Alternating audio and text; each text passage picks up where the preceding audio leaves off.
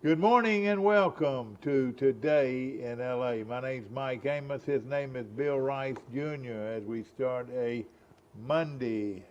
And it don't get any better, does it? Well, Good or bad, it doesn't get any better.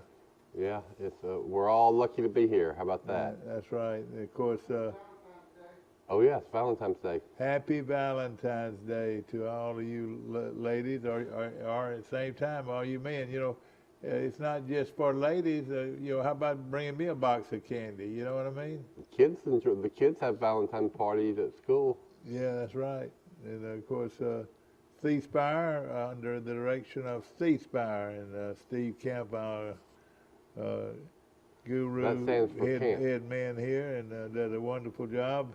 If we can keep him rolling, he's liable to drop something on his foot. If you don't watch it. He's walking around with a boot. He's got a heel injury. Yeah. But he's fighting through it. And all he was doing was just fooling around with some firewood, and hey, something fell on his foot. But he does a great job, and we appreciate it so much. Today is Valentine's Day. It's Monday. It's the day after the Super Bowl. I think we're going to probably talk about that. Yeah, football Had some season's big finally basketball over. games. Now, Troy lost some shocking basketball games, so I don't even want to talk about that. That depresses me. But Pike Liberal Arts is playing for a state championship. Yeah, that's right. Tonight, I want to say. I think so too. They beat Tuscaloosa Academy in a close game. Yeah, that's right. They had blown out Tuscaloosa Academy early in the year, but they only won by 3 Oh, really? That was surprising. in the semifinals. But they won. That's all that matters. Yeah. So congratulations and good luck to the Patriots. They can win back-to-back basketball state championships, which will be their 5th consecutive state championship in boys sports. Who do they play tonight? Do you know? Morgan Academy. Morgan Academy Selma. for the state championship of private schools. Of course, this will be the last time that Pike will play under this realm. Hopefully they have will be moving into the They will be. public school. Unless the public school schedule. does not allow their invitation, which I don't think is going to happen. But yeah, might as well go out as a state champion. So big day for Pike Liberal, and they've got some fine basketball players, and I know everybody's excited about a possibility of another state championship as they move on down the road. I think they're playing in the arena at Crampton Bowl, the sportsplex right. they have. Yeah, that's right. And it should be a good one, and with Morgan coming in, always solid. I don't know anything about team. Morgan. Yeah, they're usually solid. And but hey, boy, they got some shooters for Pike. They shoot like they've been shooting. I don't think they'll have everything to worry about. But hey, it's pressure on Pike though, more pressure on Pike than it is on anybody else. So to defend their state basketball crown. So of course, Premier be there. Jason gets up he supports Pike Liberal Arts and all the schools, and appreciate him very much. Remember, nobody beats a Premier deal, nobody. Right? So how was your weekend? Well, I'm trying to think what we did. I watched the Super Bowl, did a lot of washing and drying. Washing and drying. I took Jack to Sportsplex Park on Saturday. I'm sure I did some more. I kept up with the world, and there's this possibility that Russia, they keep saying, is going to invade Ukraine, which might lead to a war which could involve America. I tell you what, if there's any body bags that say USA on them, that's going to really, really change the whole complexion of the thing. Well, I did read a poll that like only 16% of Americans support America getting involved in defending Ukraine. Of course, Russia says that we're not going to invade Ukraine. They think that America is just creating this fear for some reason. Are you serious? Well, they've been talking about it for 2 weeks, and they still haven't invaded. I would like to know what happened on the telephone conversation. How did Biden stand up to Putin in the one-on-one talk? What do you think? Well, I think Biden is. I think he's got dementia. And,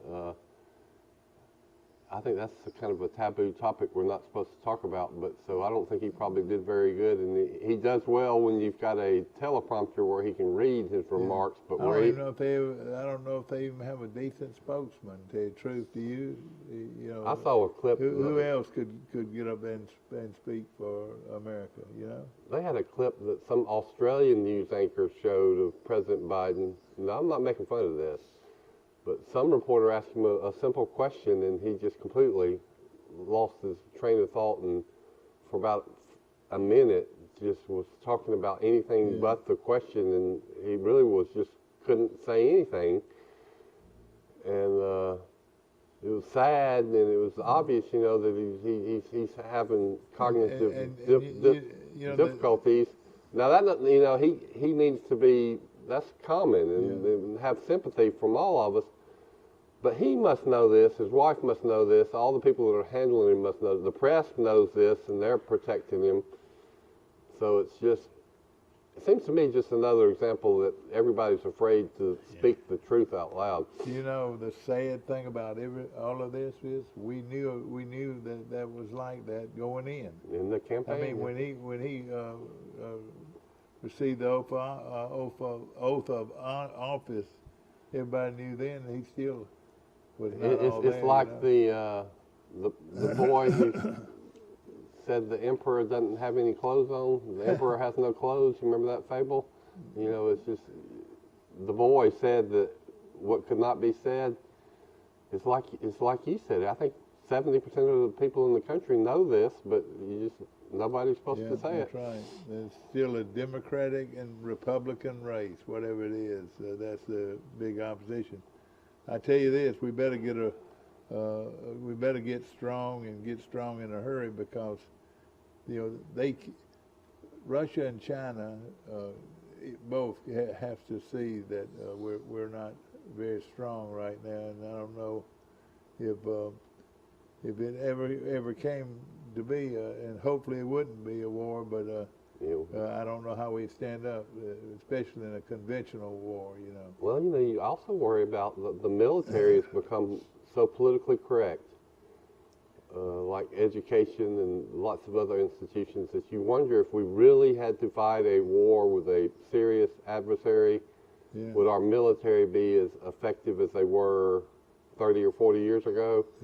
You know, the standards seem to be lowered, and the generals seem to be worried about, you know, transgender issues and all these go down the list of politically correct agendas, as opposed to being in shape and being prepared to fight a war. Yeah. So hopefully it won't get that far, and hopefully all the minds will see that another war would be detrimental for all concerned. I couldn't see. Here comes Mike Amos coming in hopefully from. Guten Morgen. Morning. Mike Amos coming in from loud and clear from Grayton Beach. How's everything down there? It's 29 here. Yeah, it's cold here. It's about 37. Another great Super Bowl. I tell you what, if you had the Bengals, you had to feel pretty good about yourself. Line closed at 4.5, and Bengals scored the first 10 points of the third quarter, and really, basically, the Rams, when they had to have it, came up with an unbelievable drive. The refs, I feel like, helped them a little bit down there on the goal line, but at the very end, it kind of ended with a stud. Joe Burrow getting pressured by Aaron Donald and tried to get rid of the ball, but some questionable play call by the Bengals on that last drive. I felt like they had the wrong running back in the game. Mixon and Rush for 72 yards, and they had P-Ron in, who I know just didn't have near the burst that Mixon had, but good Super Bowl. Rams found a way to win it, but I think if Odell Beckham hurt. I think the Rams probably win by 2 or 3 touchdowns. So once the Bengals, whoever had the Bengals, thought that could get hurt, that game totally changed. Yeah, it sure did. Well, I had the Bengals, but you're right. For the most part, the referees let them play, which in the Super Bowl they sometimes do. Yeah. That somebody finally tells them, "Hey, let's let the athletes determine the game." But in the deciding drive, That's right. here came the pass interference calls, and that one on the linebacker, number 55 for the Bengals, I wouldn't have called it. And I think it was on 3rd down, so. 3rd and 8.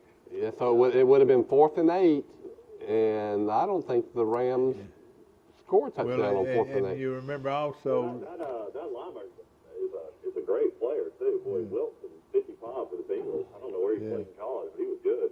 Well, and another thing too, they had their first down the middle, and the guy dropped it. You remember that? Right there at the end, they would have kept the football and probably would have gone down and kicked the field goal, huh? Yeah, that was the drive before actually. Yeah, all right, yeah. And ball, whoever had the ball last had the great opportunity, and that's the Rams drove it 15 plays. One of the prop bets was you could bet if the opening kickoff was a touchback or not. Oh boy! I mean, in the NFL, it's almost like that's automatic. Yeah. That's gonna be a touchback. Was it? Yeah. Oh yeah. He kicked it about 10 yards off the end zone. Yeah. I didn't switch over until 5 minutes into the game. I was watching the end of the golf tournament in Phoenix. Who won that finally? Yeah, Sky Scheffler. Who did? Scheffler. Sky Scheffler, the big Texas kid. Beat Cantlay, or what's his name? Yeah, boy, he's a Patrick Cantlay. You know what? Cantlay is getting to be a big time star, Mike. He's cool. He's lost lasted 2 weeks down the stretch, though. Yeah, I know it. That's right. How did He that won know? in the 3rd, about 4th overtime hole. Well, I'll tell you this: if there's any sport out there where you've got even Steven match every time they go out, is golf. There's just so many solid golfers out there that've got a chance to win. It makes golf a Don't big. see how many beers they throw on 16 hole. No. Hole in one. What do they do? They made a hole in one in that crowd of about 30,000 people in those stands. Went crazy, throwing every beer they had and cup onto the course. This guy named Carlos Ortiz in a hole in one, and everybody just went nuts. Oh, really? On 16. Yeah, that hole that they have the bleachers like at a football game, and. Did they know that they're going to throw it out there? No, he hit a hole in one. Yeah, the par 3, and so that everybody goes. So everybody's pulling for a hole in one, and finally somebody got a hole in one, and all these fans are drunk and drinking beer, and it was like a whiskey rain shower after he aced it. Well, I'll tell you what, I'm still shocked. Cooper Kupp, we went over his stats in college at Eastern Washington, and then, he had the triple crown as far as a receiver this year: most catches, most receiving yards, most touchdowns. I know. And then it said during the show, his dad played in the NFL and his granddad played in the NFL. How in the world did this guy go to Eastern Washington? I don't know. I don't know. But he's a clutch player. I tell you that. Yeah, I mean that run he made on 4th down, so he kept the drive alive too. They don't even talk about that play. Yeah. Well, I tell you, I'll just be honest with you. I was rooting hard for Cincinnati. And they it looked like it was going to come down to maybe a field goal, and we go into overtime. I was hoping that would be what would happen. Well, that's usually what happens in NFL games. But isn't it a great year for Georgia sports? The Braves win for the first time in decades. The Bulldogs win for the first time since 1980 in Herschel. And then Matt Stafford, a former Georgia quarterback, wins the Super Bowl for the Rams. So Yeah, that's right. Georgia had a great year of sports. And of course, Don't you think everybody in Georgia was pulling for Stafford? Yeah. I don't know. Is there something about that game that was not as intriguing as I thought it would be? Yeah, it was kind of. I know it was close, but it wasn't a thrill. What I would call a thrilling game. No, it wasn't. I don't know. That last drive was pretty impressive. Yeah, it was. But the penalties, Mike. Drive to win the game. Yeah, but I mean, I guess if you really had somebody you really cared about, I mean, that game really came down to who everybody had bet on. You know, I would have told. Yeah. The Rams in that 4.5 over under 49. So a lot of people thinking the Rams and the over. And, you know, the Bengals really had an easy cover. If you look at it, it was really a stress-free game if you had the Bengals. Yeah. But I felt like, it was a pretty good game. I was pretty pleased with it. I felt like that was a horrible call that when T. Higgins called that bomb to start the third quarter. I mean, he pulled Jalen Ramsey's face almost off his head. Yeah, I know it. Yeah. And they gave him a touchdown there. So that was a crazy call that they got away with. It was a no call. And then he goes back and he throws that interception. Stafford does on the next series, and that's where they lost the game. Yeah, that right there. You're right.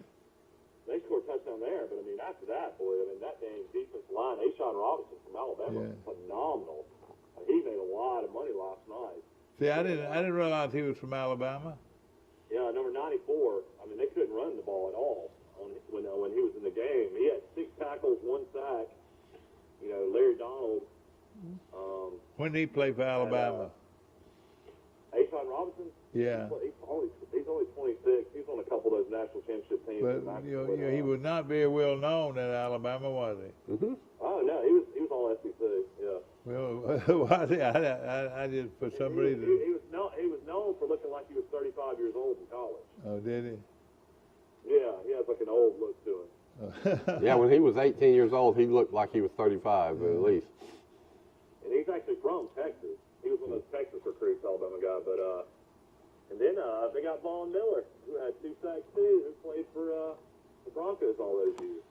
Yeah. Did I see that they announced the Hall of Fame people and Andre? Oh yeah, DeMarcus didn't get picked. It was one of the biggest, I feel like, slights ever. Maybe. I mean, everybody, they're writing all these articles about being a first ballot Hall of Famer. ESPN was doing them, AL.com, everybody wrote about DeMarcus being a first ballot Hall of Famer, and he gets snubbed.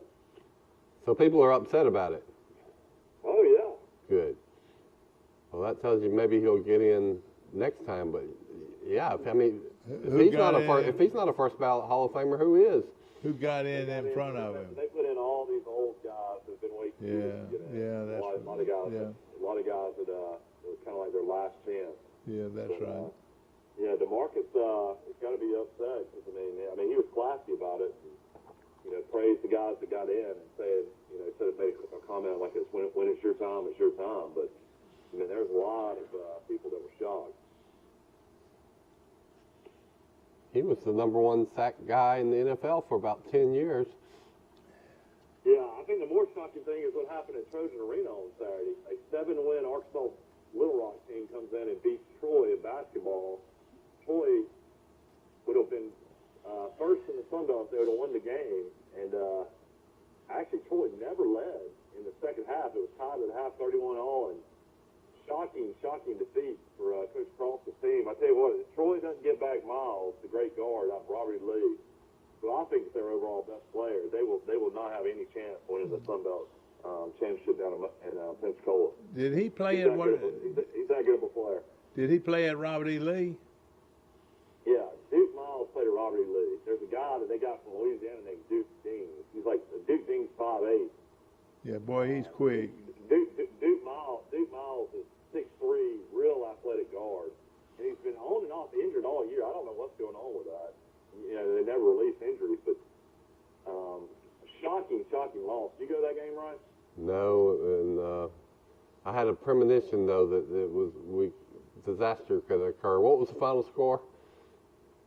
66-62. Troy is a 14-point favorite at tip. 14-point favorite. You know what? Anybody that saw that should have jumped all over that and gone with the other way. Nobody knows that they're honoring the 258 team and wearing Troy State uniforms. Nobody knew that nationally. Anybody local, but I mean, Troy won a miracle game on Thursday against Arkansas State. I mean, came back from 10 down against a really good team with about 7-8 minutes left. So they won a miracle game on Thursday night, but just fell flat. I mean, if it wasn't for their bench guys on Saturday, I watched some of the game. I mean, they wouldn't have had a chance. But this is against a team that was 7 wins. Well, the headline is that Troy could have won the game and gone into first place in the conference, which is... Yeah, App State got beat by Georgia State. So this game was for first place in the conference, which is huge. Well, maybe they can rally and get back into it, but this is a stomach punch to the old tummy. Oh, yeah. No, Troy didn't guard. They go up 45% from the three-point line. That was tremendous. If the team's going to shoot 45% from the three-point line, you're going to lose. Well, we got to bounce back from that one. Maybe we will. I don't know if you can bounce back to lose to a team that bad, though. Well, if you got one of your key players out, that you can get him back. Maybe you can. They said there was 4,000 people there, so it didn't look like it to me on TV. That was great. Well, it was also, they honored the 158 team. I was 258 team. Well, gosh, what am I talking about? 258. They had 158 at halftime. Yeah, and I would love to see and hopefully I'm gonna get some of these guys on our show before long, especially the guy that had to do the handle the books. Yeah, the stat keeper. Tom Enzi. Anybody that would have had to do the books were not made for anybody to score 258 points. That needs to be at the Alabama Sports Hall of Fame. I know it. That's the scorebook. Oh, it is. I know most everything is. They've got a certain section at the Alabama Sports Hall of Fame, especially recognizing that feat. Good. I'm sure those Troy players at the game that scored 258 were wondering what in the world they were watching. I know it, yeah. Put me in, coach. 31 at the half and only scored 62 points. Well, they must be proud looking at that arena, and they helped build that arena. Most of them, the first time they've been back, too, I bet not just the arena, the entire campus, I bet their mouths were wide open going, wow. Yeah, it was pretty. Of course, Troy softball started up over the weekend. They had a tournament. They actually lost the first game 1-0, but then bounced back and won 4 in a row. So they finished the tournament 4-1. They lost the first game to the College of Charleston. One of my best friend's daughters is on the dance team there. Sean Duncan's daughter from Troy. She's Sean Duncan. Hale, her daughter Madison, is on the dance team at College of Charleston, but they lost the first game 1-0. Southern Illinois, they beat 2-1. Then they beat Southern Illinois again 4-2. They beat Purdue Fort Wayne 9-1, and then on Sunday they beat Purdue Fort Wayne 16-5. So they started the season 4-1. Now, Mike, something that we've kept sort of down scope lately is the coach at Troy has had to step down and take a leave of absence. Yeah, we mentioned that she had to step down because of I guess a medical situation. Well, we'll be praying for her. Of course, she's an outstanding coach, Mike, and had this team. This Troy softball team up there with the big boys. I tell you, they're good. I rode by, we went to church yesterday. Boy, packed house at the First Methodist Church. Then we went to Ruby Tuesdays and ate Sunday dinner. That was my Valentine's dinner. Oh, man, that sounds good. And then we rode by the softball park on the way back, and they were getting ready to play. and I was thinking it was windy, super windy and cool. I wonder why the ball blowing out. That is not good weather to watch or play a softball or baseball game. I mean, the wind gust must have been 30 miles an hour, 40 miles an hour. Exactly. We appreciate Little Caesars this morning. Coach Duff Mullins is the softball coach that's taking the lead. And hopefully everything is going to be all right. And of course, an outstanding coach. So the assistant coaches are leading the team for now. I want to mention P.S. Furniture and Enterprise, one of the best places to buy furniture anywhere around, I promise you. And we appreciate them being one of our long-term sponsors. Of course, Mike, you know, it didn't surprise many people that watched the game the other night that it'd be a very patriotic setting and a patriotic start. And it was, I tell you, but at the half, I turned it off. You didn't watch that big. Started watching something else. I did not. You didn't watch that hip hop concert they had. You're not from that generation. I grew up with music. That was good for you. I saw more posts on Facebook and Instagram last night than anything. Everybody loved that. Yeah, my wife came home just in time to get the halftime show, and she enjoyed it. Yeah. You're not a hip hop rap fan, but you know. Well, let me tell you this. That's what you listen to a lot. You know, as always, your mama wins out. So I was watching the Swinging Medallions in person. Well, it was not the same ones that I heard, but it was the Swinging Medallions that put on a performance in Panama City. Some people say it was 3,000 to 4,000 people, and it was a wonderful program. What did the Swinging Medallions do? Well, sang. You didn't know that they were great. They sing "Double Shot of My Baby's Love." That's right. Wow. Hang On Sloopy, but they didn't play Hang On Sloopy. But also the feature band was The Who. The Who was there. Are you familiar with them? Not The Who. Yeah, The Who. With Townsend. Yeah, a Who tribute band. A Who. A Michael, tribute band. the name of the band was The Who. There's no way that Roger Daltrey. He was there. He was there. He was there at Pier Park. The Who played at Pier Park, and we watched them. I didn't hear anything about that. Yes, sir. Now the Swinging Medallions came out first, and they performed a little over an hour, and then here comes The Who, and I was not huge about the Who. They never were one of my favorite groups, but they were by. They played Teenage Wasteland. That was well, yeah, they did, and listen. Was there a huge crowd? You said how many? One of their big hits, Michael, was what is it? My girl is American Girl. What's her name? What's that song? Oh. American Girl. Are you talking about the Guess Who played? No. You're talking about the Guess Who. No. Well, the Who would have drawn a lot more than 3,000 people. This guy had long hair. Let me tell you this: they had long hair. I know that. But I think you saw the Guess Who. No, guess what? There's a band called the Guess Who. No, well, this the band. Who is a step down from the Rolling Stones. Hey, Michael, American Girls.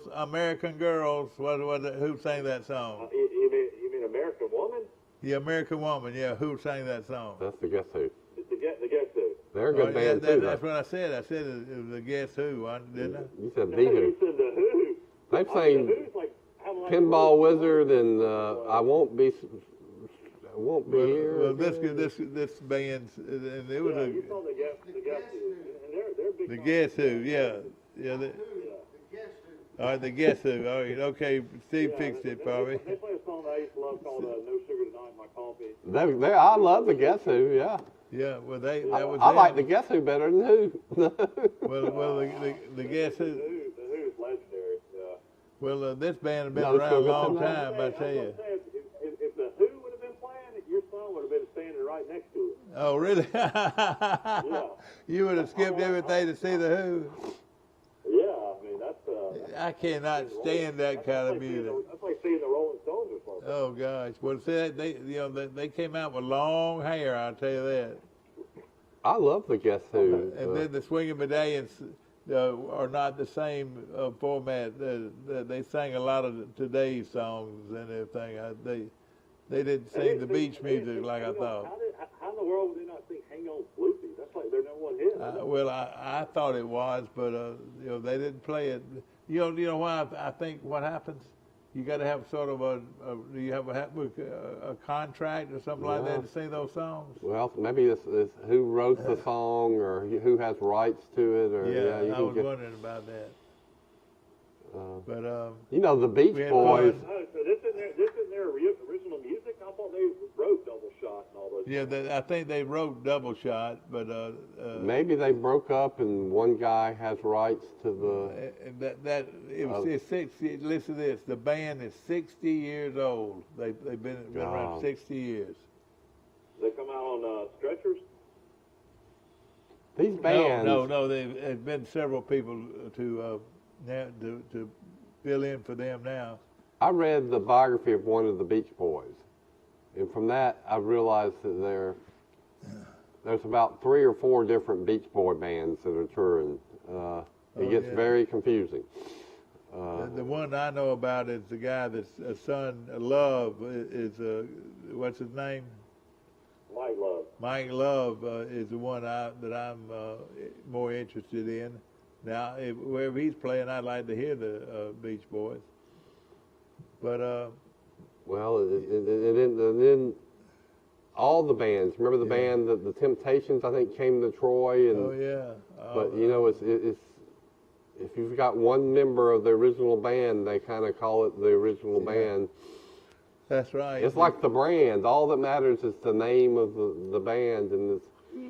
You know, I've heard the Drifters and the Tams and all those guys, the Planners, all of those have got 3 or 4 bands out there. One guy sort of breaks away and he starts a band, you know. But it was fun. It was it was a lot of fun. Jim Ray met me over there, and Riley Green met me over there. And these are local guys and good friends of mine. Riley Green, but not our Riley Green. Riley. Riley Gibson. Riley Gibson, whoever, I forgot. My good friend Riley Gibson, yeah. Riley Green. Yeah, I know it. Well, still, that's a good concert. And I had a greatest hits album of the Guess Who one time, and really listened to it and enjoyed all the songs. They had a lot of hits. Oh yeah. Of course, I like. Here's the Swinging Medallion songs. It says Double Shot, Hey Hey Baby, Wooly Bully. They didn't play Wooly. Out of My Mind, Hey Baby, what kind of fool? I'm gonna make her mine. Yeah. Here it comes again. I found a rainbow. Yeah. They're out of Greenwood, South Carolina. That's right. They were out of Greenwood. Yeah. Wooly Bully. Jimmy Perkins, Sean McEver, Rob Cox, and more. Yeah. They are, one guy that appeared that was part of the original Medallions, and he was there, and he performed quite a bit. He was good. But, I was wanting to hear, I love beach music. I like those songs, and, and they didn't play them. I wanted them to. But I'm just glad they still they've got concerts back. You went for almost 2 years with no concerts. So. Well, it was most of these crowd. This crowd was mostly 60 and 70 years old. Isn't that fun? Yeah, it was, but a lot of fun. Tell me about you took your little girl to the dance, Mike. Tell me about that. Playing the song. Oh yeah, what is it? Double Shot of My Baby's Love, yeah. They had some big hits. They were big back in the day, weren't they? Yeah. we used to could play music like that, but we don't. Yeah, I went to my first daddy-daughter dance at Dune Lake Elementary School with Mary Prater. We had a lot of fun. There was a lot of kids running around, a lot of parents. I mean, a lot of dads, I guess. I mean, there's probably 500 people there. Were any mothers? Were any of the Mother's Day at all, or what? No, it was called a daddy-daughter dance. I know it, but it was just daddy-daughters, little girls. Yeah, I mean, they had some teachers, I think, out there, some people that worked at the school, but it was a really nice event. We had a lot of fun. Definitely was excited to do it, and I'm sure I'll do a few more. Rice hadn't done one yet, have you, Rice? Nope. You're going to be doing one soon. I couldn't believe that everybody was so decked out and dressed up, though. I mean, I saw a few guys that had tuxes on. Oh, boy. That would have been good. It was crazy. The beach is so laid back as far as what people wear usually. I didn't think everybody dressed up so much. You know, Mike Amos, your dad, is one of the sharpest dressed people in Troy.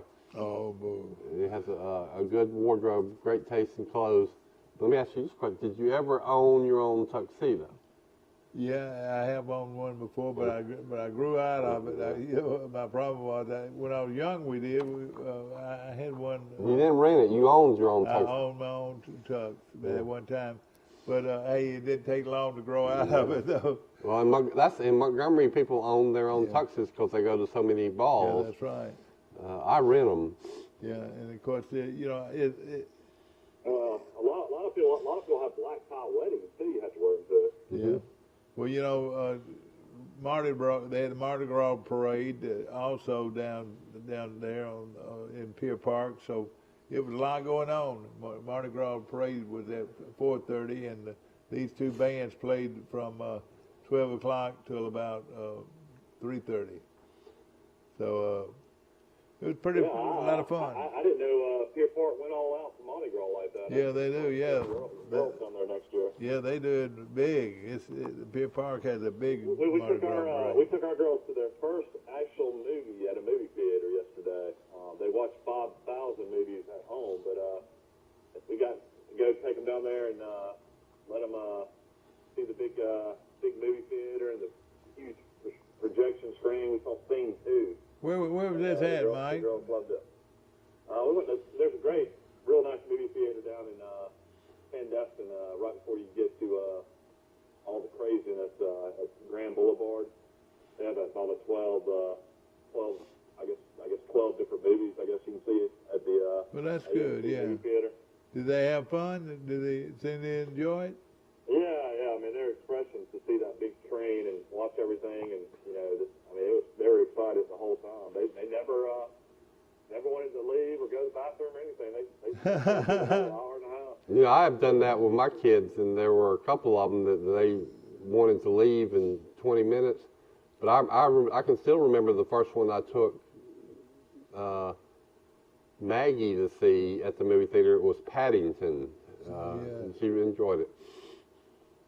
Yeah, they let you drink cold beer and wine at the movie theaters down here at the beach. Interesting. Man, anything to get you to the theater, because, I mean, movie theaters are probably really, really struggling. I'll tell you, the movies that do well are children's movies, because parents will spend money on their kids, right? Like Michael and his wife just said. That's when we go to the movies, is to take our children to. We don't go see a movie ourselves anymore. That's right. Yeah, I was shocked. We went to the 2 o'clock showing of the movie. I think the girls' tickets were $5.50, and my wife and I's tickets were $7.80. I mean, it was under $30. I thought that was a pretty good deal for the movie. That's the first movies I've been to in probably 3 years. Wow. Well, that is. We went to see West Side Story at the movie theater in Enterprise, which is real nice. Yeah. But man, it was no $30 for 4 people. At one time, now I don't know if it's still there. They had a outdoor movie. The drive-in movie? Yeah, there in Wicksburg. Yeah. Have you heard that? I don't know. Right. Have you ever heard that? I think the movie theater. It would be interesting to see. I think the movie theater will be almost obsolete in about 10 years. I hope I'm wrong. And and I'll tell you, no doubt, you can buy the new movie as soon as it comes out now in most cases. And Rice, let me tell you this, what I'm worried about is this, where are my newspapers going? Well, yeah, There's you're very right. few places for long. There will be the hard copy newspapers. That's right. And of course, that's I would not say in good. about 3 years, you're going to see no hard copy newspapers, very few magazines, the online place. There's just very few journalists, real working journalists. Yeah. It's just a huge issue because you need some people out there digging up, doing investigative reporting, but there's not many people doing it. Well, football. Pike Level Arts beat Tuscaloosa Academy 49-46 in basketball. They were actually up 23-3. The Tuscaloosa Academy and Barry Sanderson Wimpson made a great comeback, but I think Pike Level Arts plays for the state championship today in Montgomery. What time is that, Mike? I was wondering.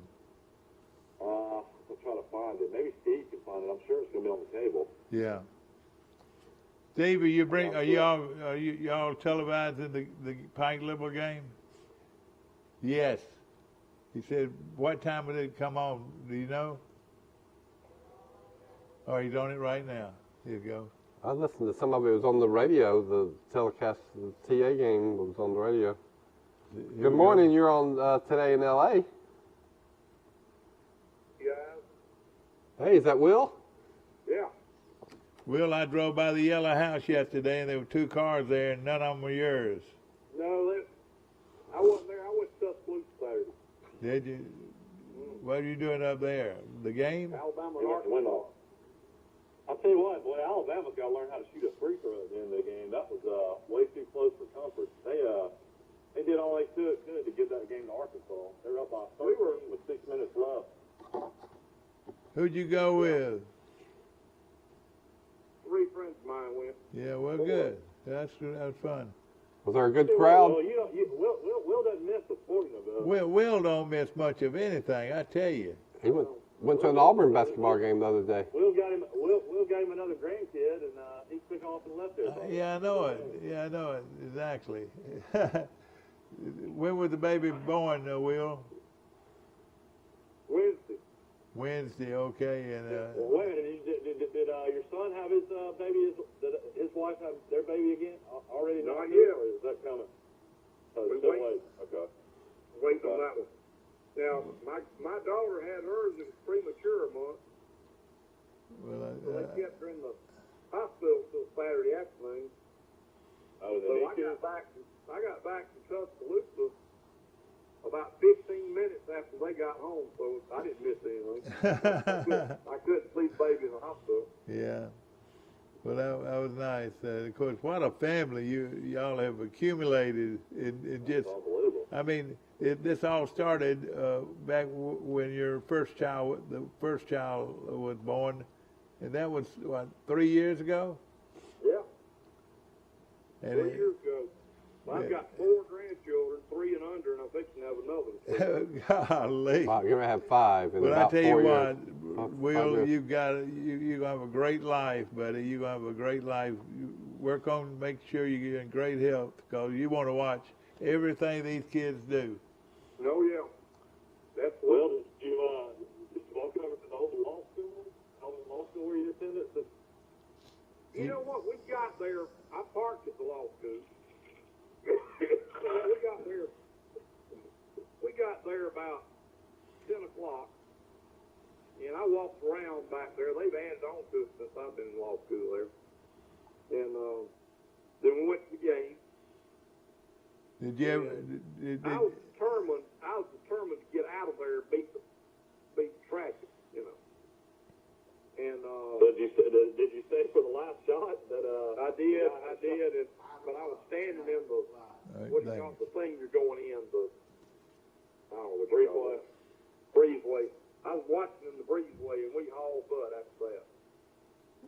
We just got news about the game, ladies and gentlemen. You can watch it at 5 o'clock today on Troy Cable, where Pike Liberal Arts will play for another state championship, this time in basketball. So Against Morgan, I think. they're going to be playing Morgan Academy of Selma And that will be played in the well, I would call it the It's called the Crossplex.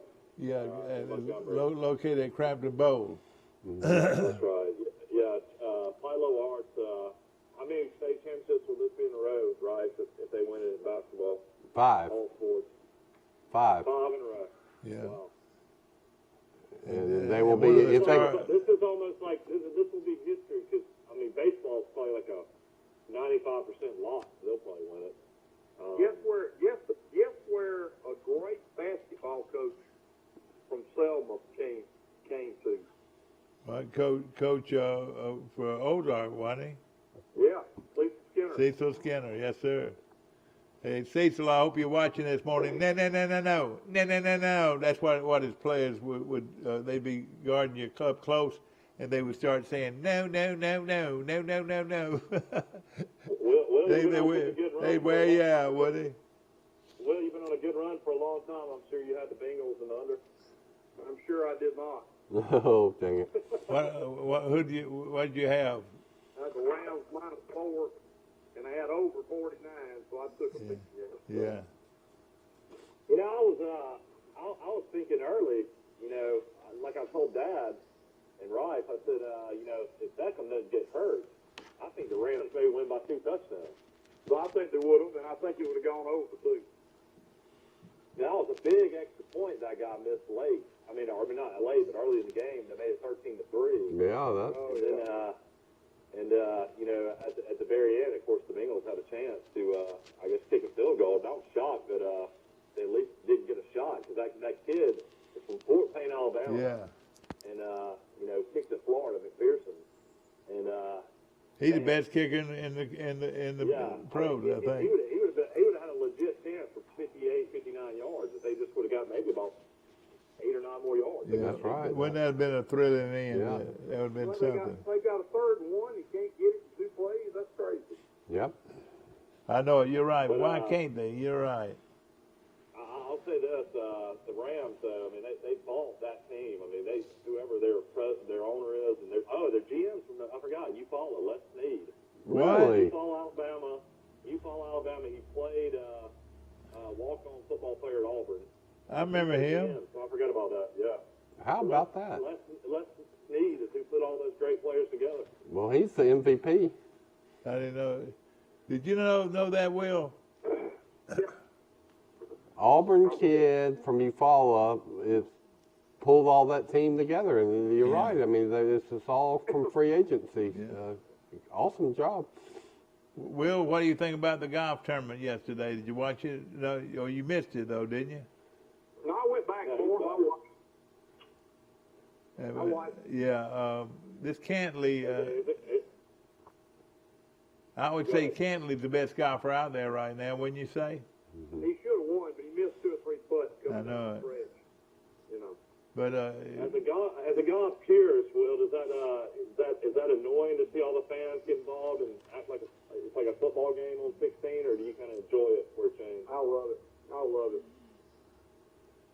What would Will Matthews do with the crowd going crazy, like 40,000 people yelling, screaming, and you have to hit a shot onto a par 3? Would that be tough for you to concentrate? I'd probably hit it fat about 100 yards. really, Go on with it. you never hit the ball clean. You always hit down on the ball and get a divot, don't you? Well, yeah, that's the proper way to hit a golf shot. Yeah. Just take a pivot. Yeah. Yeah. So you're supposed to tear some of the turf up, don't you, when you hit it? Absolutely, you hit the ball in the ground. Yeah.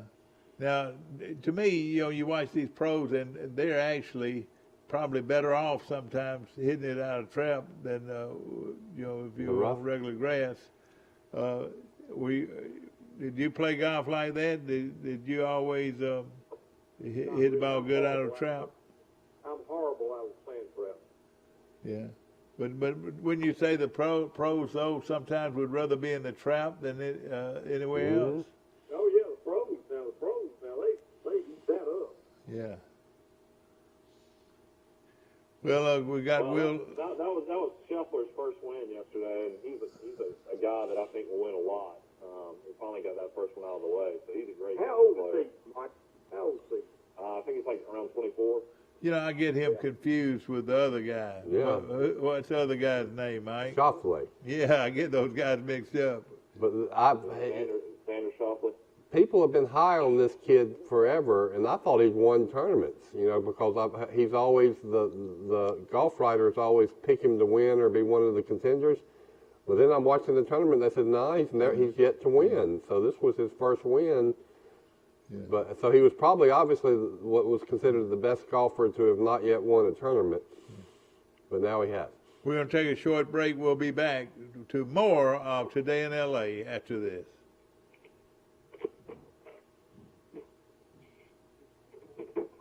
Right here, right now, it's the Premier Super Truck Sale. 1,500, 2,500, 3,500, and even a 4,500. Ram, Ford, Chevy, GMC. Over 55 trucks. Super Truck Sale price. Save up to $10,000 on select models. Nobody beats a Premier deal. Nobody.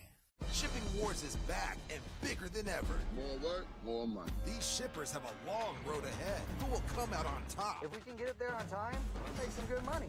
Shipping Wars. New episodes Tuesdays at 10. Only on A&E. In the market for a new or pre-owned vehicle? We've got what you're looking for. So come see us at Bill Jackson Chevrolet Buick GMC in Troy, and you too can experience the Jackson satisfaction. Bill Jackson Chevrolet Buick GMC. The Walmart Distribution Center in Brundage is now hiring. We've extended our $2,000 signing bonus until the end of January 2022. And you can go back to school with our Live Better You program. Apply online today.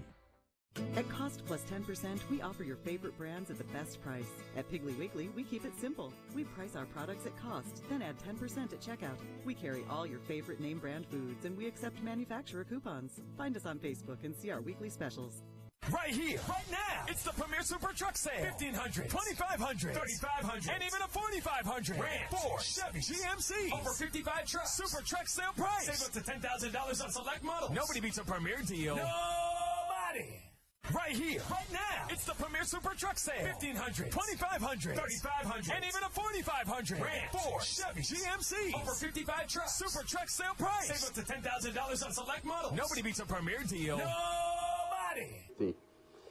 So I won $65. Oh, that's great. That Dodge Show brought to you by Premier Dodge, Chrysler, Jeep, and Ram trucks on the bypass in Troy, where they got a huge truck sale going on right now. So run down there and tell Jason I sent you, and maybe he'll give you a couple of dollars off. I like that Lawrence Hardware ad that we had on the screen. That's a good-looking ad. That's if you need somebody that will help you and knows what you need, and go to somewhere that's locally owned, go to Lawrence Hardware. And I'll tell you this about Lawrence Hardware: you feel like you're in another world. You say, "What is that right there?"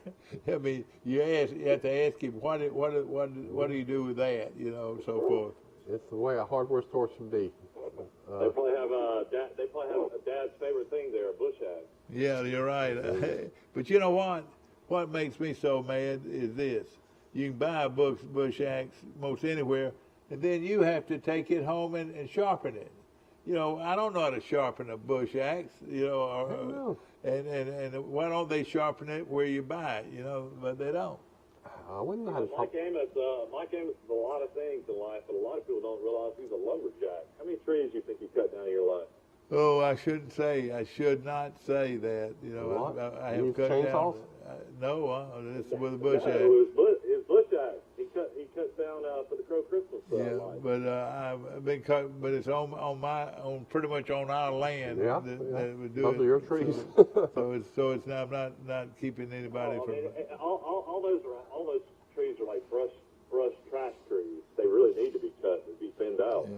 Yep. Well, it's they make good trees for Christmas. Let's say that. My dad cut down these trees my whole life. I'll walk with my wife around Drayton and different places, and I'll see brush trees like that. And I look at trees differently than most. Yeah, that's right. I always say, man, that would be a good Christmas tree. That's right. You know, let me tell you something. When I'm riding and we're on the road a lot, driving to and from the beach or whatever, I see them along the side of the road. And I say, God, that would have been easy to cut down and everything, because they're getting to be, they're hard to find. You know, one that's really looks like a real tree. You know. And I don't come down. You're our lawyer. What happened at Auburn?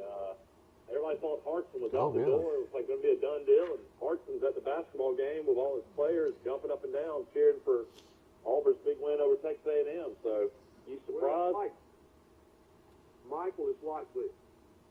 If they had fired him, he was going to take their $18 million. And then he was going to pay a law firm about $1 million to sue the crap out of Auburn. He's going to get him another $18 million. Ooh. So guess what? Auburn back down, and they should have. Yeah, he had a good case. Yeah, and oh yeah, and he had good lawyers too. So we buried the lead in journalism parlance. I mean, that's the big story in Alabama over the weekend, is that we kind of took it for granted that Coach Harsin was out the door, gone. No. He's they said what Auburn said was, we did our due diligence, we did an investigation, we heard concerning claims about what things going on in the program, we looked into them and decided there was nothing to them, basically. And so they took no action. And so Coach Harsin is still the Auburn coach. Yeah, and will be this year. And he'll be gone after. He'll go 4-8 this year, and then he'll be gone. You gotta think he's going to try to get back out west as well. He sees how crazy it is down here coaching. That's right. It's like Auburn. You know good and well. He's got his agent trying to get him back out west. Auburn has gained a real reputation about you better get everything down on a dotted line when you play.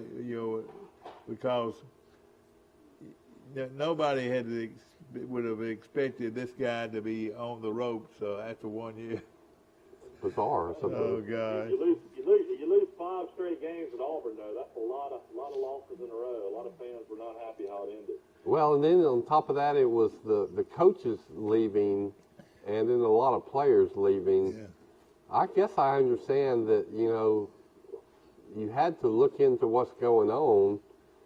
But I also think I think that Coach Harsin was done wrong, and there was some defamation or some smears going on that were unfair to him as well. And of course, the players said he was too tough on them. Can you imagine 10 years ago, 15 years ago, 20 years, 30 years ago, a player saying a coach is too tough on me? Yeah, when they had guys like Pat Dye, like Pat Dye or Bud Casey coaching them, Bear Bryant, Larry Blakey. Everybody's tough. Yeah. Yeah, I would say that Coach Bryant was kind of tough on. Considering that about Texas A&M, about 60 of them left in about 2 weeks. That's pretty tough. You know what, with the portal, in most cases, those coaches wanted those guys out. I guarantee you, right now, they could have seen the lighting on the wall. And do y'all want to hear a Wilbur Jackson story? Yeah, I'd love to. All right, Wilbur Jackson was the first African-American to ever get a scholarship to play football at Alabama. Coach Dye recruited. That's right. Well, he's at Alabama, and one of these smarty pants northern reporters, they're trying to stir up some dirt, like they always do. And they say, well, Mr. Jackson, you get special treatment at Alabama since you're the first black to get a scholarship here. He said, no, I'm treated the same as everybody else on this team. And the reporter said, really? He said, yeah, I'm treated like crap. They were all treated alike. I've always... that's true, except for on game day and then when they traveled, and then they were treated like rock stars and royalty. So. I've always said that they make such a big fuss of them. They treat them like dignitaries. Everybody just rah. But you know what? Once they sign that dotted line, oh boy, hell is broke loose. That's right. Yeah, right. They own you. They own you after you sign that dotted line. Yeah, right. Your dad had a young Bear Bryant, a fiery Bear Bryant. I I imagine Bryant maybe mellowed out a little bit later in his coaching career, but when your dad had him at his toughest. Yeah. You know, that's a good point. I think there's no doubt that he mellowed through the years, and then when he was younger, he could and did get down there on the practice field with you in the middle of those drills. So yeah, Dad. I probably don't remember it. Bear Bryant was a big man. I mean, he was 6'5". Yeah. Well, yeah. And his hands were huge. Yeah. Well, I'll always remember the story about Bob Gain, the All-American at Kentucky. I was bragging to all the players. Yeah, he said, I hate that guy. And I tell you what, I would love to whip him. And he would say all kinds of things, and one day... they egged him on and said, God, they egged him on and said, right, I mean, Gain, you don't have the guts. And Gain just finally got caught up in it and said, I'm gonna get it. I'll tell y'all one thing I did for Coach Bryant that improved his golf game the most of anything he ever did. I told him, I said, look, you need to go get the people in the card shop or whatever it was back then, get them to put about 3 rolls of tape under your grips to make them bigger and thicker.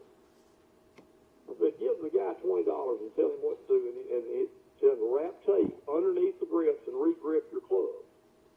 And he did, and it was like immediately he started hitting the ball better. How about that? Because those hands were so big. Mm-hmm. I mean, it was just... Well, you know what he did? Did Gaines play at Alabama? Or Gaines played at Kentucky.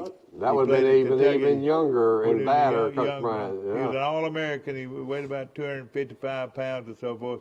So finally, they talked old Gaines into it, and Gaines said, well, I'm going to do it. So he went down there and he knocked on Coach Bryant's door. Coach Bryant came to the door and says, what do you want, Gaines? He said, Coach, I just wanted to wish you a Merry Christmas. That's true. That's in his book. He was going to whip him all right. He's going to wish you a Merry Christmas. You know what I'm reading now is Paul Feinbaum wrote a book when he went to the SEC network. Said, my conference is better than yours. I've had that book for years, and I've never read it, and now I'm reading it. It's pretty good. But Feinbaum got to be around Coach Bryant for his last 2 years. Yeah. Now, that Coach Bryant was a different Coach Bryant. He was real sick then, and, but he still, but Feinbaum it took Feinbaum a while, but he finally got Alabama, and he got Alabama football, and he said Coach Bryant, he said he took his Feinbaum shots at Coach Bryant like he did everybody, but he said Coach Bryant was just kind of amused by him, you know, he just kind of said, I think he kind of respected me that somebody would take shots at him from time to time. Said he was always nice to him and respectful to him. You know, Feinbaum actually graduated from Tennessee, and I think he walked on to play football at Tennessee. No. He didn't stay but yeah. but he didn't stay but one. No, I read his book. He compares his physique to a paperclip. He never played one. He said he played Little League baseball and he was terrible, and that was the only sport. I thought y'all would get a kick out of that. He lies about stuff like that on the show sometimes to go along with callers. Yeah. Well, there's no way he had any athletic ability. Here's his story.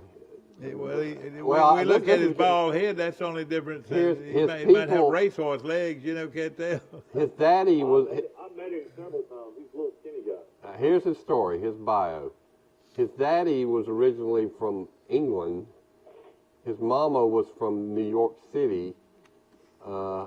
Somehow they met and moved to Tennessee, to Memphis, and his daddy was an optometrist, which is an eye doctor, right? Yeah, I got you, yeah. His daddy had a heart attack and died when Paul was 15.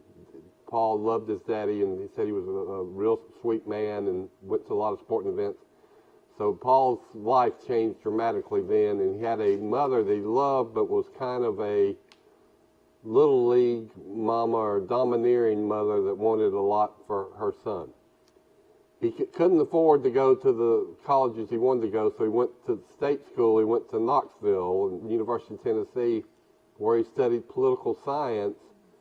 And on a whim, his sophomore year, he saw that the school newspaper was looking for a reporter, and he applied. And, I mean, it wasn't long before he was stirring up everything at the University of Tennessee with the type of journalism he did. Then he graduated, thought he was going to go to the New York Times or somewhere, but he thought wrong. He got a job offer at Shreveport, Louisiana, worked there for about a year, and then he got a job offer at the Birmingham Post-Herald, and got to interview Coach Bryant once a week for 2 years. And see, that one, the big one was the news, and he worked in the morning paper. Yeah, That's right. It was a two-paper town. Yeah. And then in 1984, very early, when Ray Perkins was the coach, somebody offered him and said, "You want to do a little nightly radio show, one night a week, I think." And in 1984, as a little side gig, he started doing a radio show, and the rest is history. Yeah, that's right. And he went from being a Tennessee fan to an Alabama fan, and he doesn't even talk about Tennessee much, does he? He married an Alabama. His wife is a doctor from Birmingham. He came to love Birmingham, and he's kind of honest, and he says, I was kind of a brat, and a lot of the stuff I wrote early on wasn't really fair, and I was picking fights and just trying to stir the pot. And that's how he got popular. He lived at Stone Creek for years in Birmingham. That's where he lived. Well, he must have had a little money, I tell you, to live at Shoal Creek. A little money. Yeah. He makes about $7 million a year on that. You did know. But now he lives. He's a doctor, isn't he? Yes. Yeah. Well, he lives up in the Carolinas now, doesn't he? Yeah, he had to move to Charlotte when the SEC network started, and then he talks about his callers, and he really defends his callers. You know what? I don't like most of his callers. I mean, I think they're classless and crude. Yeah, but that's a couple of them are entertaining. I wish he had more intelligent callers. Like, I think John and Barry and Montgomery have much better callers than Feinbaum. But it probably is these Jim from Tuscaloosa's and Phyllis's and Tammy before she passed away that probably made his show. Yeah, no question about it. And want to mention about basketball locally. Charles Citizens Trojans are 22-5. They start the state playoffs on Tuesday night in the Southeast Regional. Charles Citizens will play Headland, and then other local teams. Carroll of Ozark will play Greenville in the Southeast Regional. All right. Need to support Charles Citizen and Carroll as well. Did y'all see what happened, though, this past week? Greenville held the ball on Charles Henderson.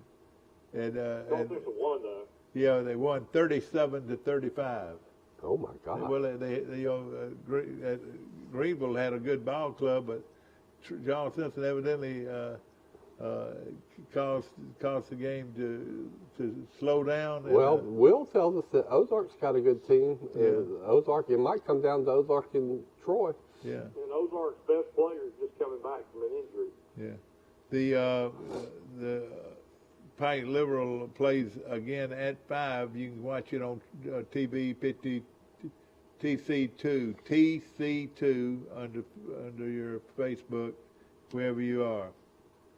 Since the regional semifinals, we played at Forsyth, Southeast at Garrett Coliseum. The Northeast will be at Jacksonville State Basketball Arena. Southwest will be at the Montgomery Multiplex. And then also venues will be at Northwest, will be at Wallace, Hansville. Yeah. Where is the Southeast, Michael? Garrett Coliseum. Yeah. Oh. You know, Troy used to host it, and they got tired of these kids jumping on the chairs and breaking the chairs.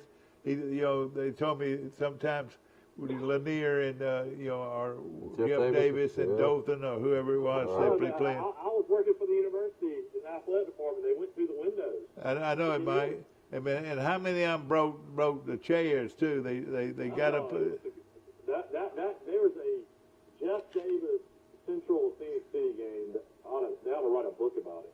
All the star players and how many people were in Sartain that night. I mean, the fire fire marshal had to come in. Yeah, it sure did. I've heard about that. They were crawling in the bathroom windows. Also, you know, it was crazy. It was crazy. But that thing, I'll never forget that game. well, it would be, Brian Williams played. no event brought more people to Troy than that, because you would have, back then it would be 6 classifications.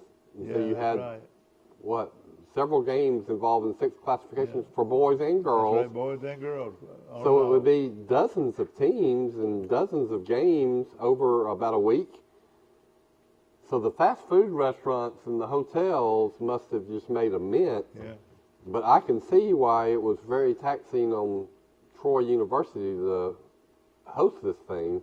You know, Mike, if I remember right, I had a heart attack over there one afternoon. I was doing one of the games. You did? Yeah. An actual heart attack? Well, it was. I had to go. I reckon if you call having to have stents done, you know. I don't know if I knew that. Yeah, well, your poor old daddy had to have stents, you know. And you were broadcasting one of the games? Yeah, I was. Well, actually, I was.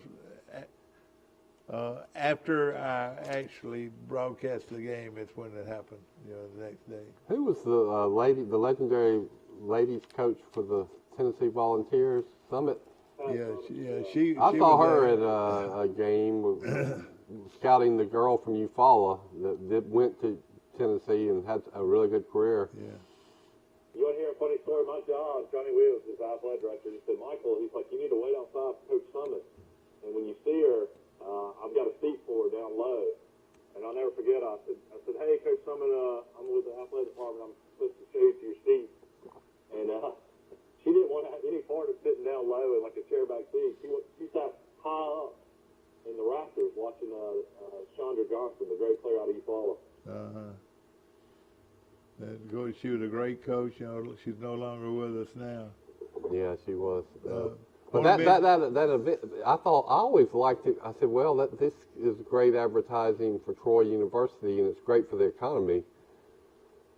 And so Montgomery stole it away from us. I think the Joe Reed Acadome got it. But then Michael's kind of educated me on some of the stuff that went on, and you could see that it was a lot of hassle, too. You're right. A lot of work that Troy did not want to have to do. So I think Troy feels good about not doing that. Can you see all those wild guys, you know, teams and all that? You know, they could tear up some seats if they wanted to. Well, it takes up parking for your students and faculty, and yeah. But we love our basketball, and of course, with Charles Henderson High School 5A programs, it looks real good right now. And then, of course, at 5 o'clock today, the Pike Liberal Arts Patriots plays Morgan Academy of Selma for the state championship in Crampton Bowl. Hope you enjoyed our show, and of course, my good buddy Jeffrey Bennett and his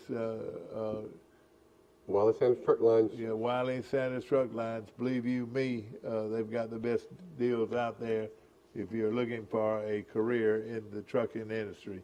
Have a great day, and we'll see you tomorrow. Shipping Wars is back.